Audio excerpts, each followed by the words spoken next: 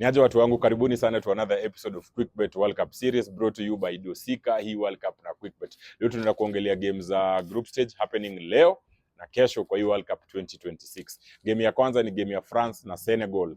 The Lions of Teranga wanaenda kupatana na France after 24 years. The last time walipatana was back in 2002 na walishinda France 1-0 kwa the opening match. Kumbuka back in 2002 France were the reigning champions. Walikuwa wameshinda World Cup in 1998.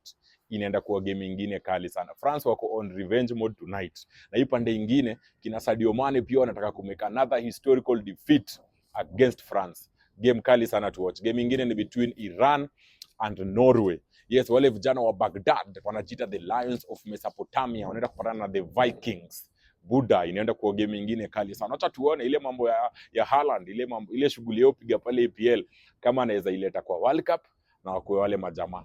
Game nyingine ni between Argentina and Algeria. Kumbuka Argentina inarudi World Cup as the reigning champs.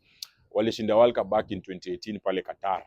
Na wanataka ku make history by kukua kushinda 2 consecutive World Cup. Wakuwe kama Brazil back in 1962.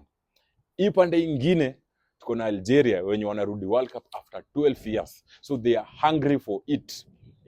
Vile African countries wamekuwa perform hizi group stage, I hope Algeria wamekam na hiyo nguvu manzi, wafanyia vijana wa Argentina mbaya. Kumbuka mseka Messi anacheza his last World Cup, so inaenda kuwa very interesting game to watch. Game nyingine pale to watch is between Portugal and DRC. The Leopards of Central Africa wanaenda kupatana na one of Europe's greatest title contenders in terms of World Cup is concerned. Portugal hawajaishinda World Cup. Na hii time msee wao captain Cristiano Ronaldo is making his 6th and final World Cup appearance. So wamekuja na ubaya, wanataka kushinda hii kitu. Acha tuone manze venye hii game itakuwa. Game nyingine is between England and Croatia. A repeat of the 2018 semi-finals pale Moscow. 8 years ago, yes, back in Moscow, Croatia walipiga vijana wa England 2-1 kwa the semi-finals. So wakavunja vijana roho mbaya. So leo vijana wa England wamekam on revenge mode.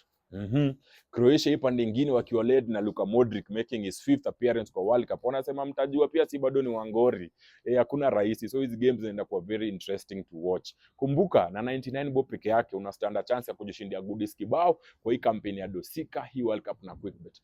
Wewe ingia pale QuickBet kauja register account. Register account yako teke. Seti 99 bob kwa hizi game ya World Cup na automatically unaingia kwa draw na una stand a chance ya kujishindia goodies kibao. Situpatane kwa another episode watu wangu.